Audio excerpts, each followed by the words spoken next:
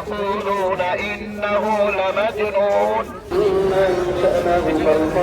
সাবেক প্রধানমন্ত্রী দেশনেত্রী বেগম খালেদা জিয়া তিনি আমাদের ছেড়ে বিদায় নিয়েছেন। আজকে শ্রদ্ধা নিবেদন করার জন্য আমরা এসেছি এবং আল্লাহর কাছে দোয়া করেছি, মহান আল্লাহ রাব্বুল আলামিন যেন তার সমস্ত ভুলভ্রান্তি ক্ষমা করে দেন এবং জান্নাতবাসী করেন।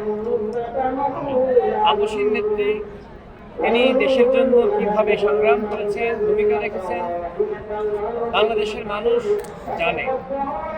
তার জানা যায় যেভাবে মানুষ স্বতঃস্ফূর্তভাবে অংশ নিয়েছে, শুধুমাত্র বাংলাদেশের ইতিহাসেই নয়, আমি মনে করি পৃথিবীর ইতিহাসে এত বড় জানাজা আমরা আগে কখনো দেখি নাই।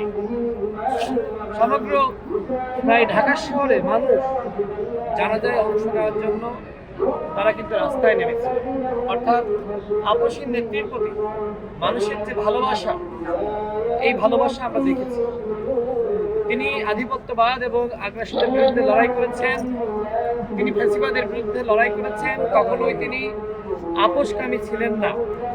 যদি তিনি আপোষ করতেন তাহলে এইভাবে তিনি দীর্ঘ সময় কারারুদ্ধ থাকতেন না এবং অসুস্থ হয়ে এইভাবে আমাদের ছেড়ে বিদায় নিতেন না। আমরা প্রত্যাশা করেছিলাম অন্তত আগামী ফেব্রুয়ারি মাসে যে নির্বাচন হবে, সেই নির্বাচন তিনি পর্যবেক্ষণ করবেন এবং জাতির অভিভাবক হিসেবে ভূমিকা পালন করবেন।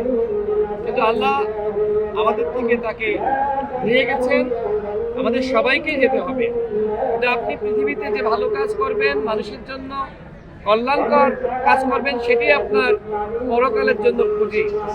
আমি আজকে তার জন্য দোয়া করতে এসেছি, শ্রদ্ধা নিবেদন করেছি এবং বিশেষ করে আমাদের শহীদ প্রেসিডেন্ট জিয়াউর রহমান তিনি যে আদর্শিক রাজনীতি বাংলাদেশে শুরু করেছিলেন এবং সেই আদর্শের বার্তাবাহক হিসেবে বেগম খালেদা জিয়া তিনিও রাষ্ট্র গঠনে কাজ করেছেন।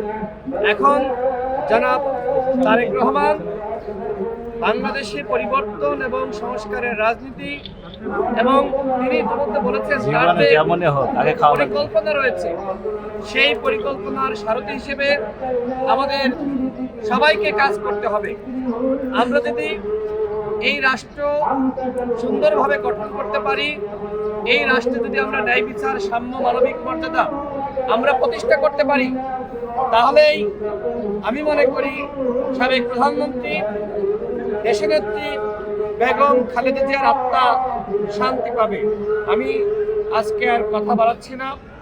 আমরা যাকে হারিয়েছি তাকে আর কখনোই আমরা ফিরে পাবো না, কিন্তু তার যে আদর্শ, তার যে চেতনা, তিনি যে দিক নির্দেশনা দিয়েছেন, যেভাবে বাংলাদেশের জাতীয়তাবাদের রাজনীতির হাল ধরেছিলেন, এখন আমাদের সবাইকে জনাব তারেক রহমানকে সহযোগিতা করার মধ্য দিয়ে বাংলাদেশকে একটি নতুন রাষ্ট্র হিসেবে আমাদের গড়ে তুলতে হবে এবং 24-এর যে গণঅভ্যুত্থান, এই গণঅভ্যুত্থান পরবর্তী সময়ে সাবেক প্রধানমন্ত্রীর সাথে আমার সাক্ষাৎ করার, কথা বলার সুযোগ হয়েছিল এবং সশস্ত্র বাহিনী দিবসে সেদিনও তার সাথে সালাম বিনিময় করার সুযোগ হয়েছিল।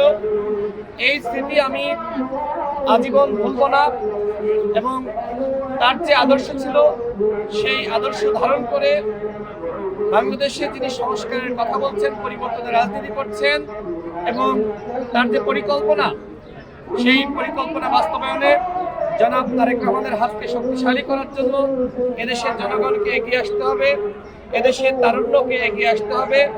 আজকে এখানে আপনারা যারা এসেছেন, আপনাদের সবার কাছে আমার প্রার্থনা থাকবে, দেশবাসীর কাছে আমার প্রার্থনা থাকবে, আপনারা আমাদের সাবেক প্রধানমন্ত্রী দেশনেত্রী বেগম খালেদা জিয়ার জন্য আল্লাহর কাছে দোয়া করুন।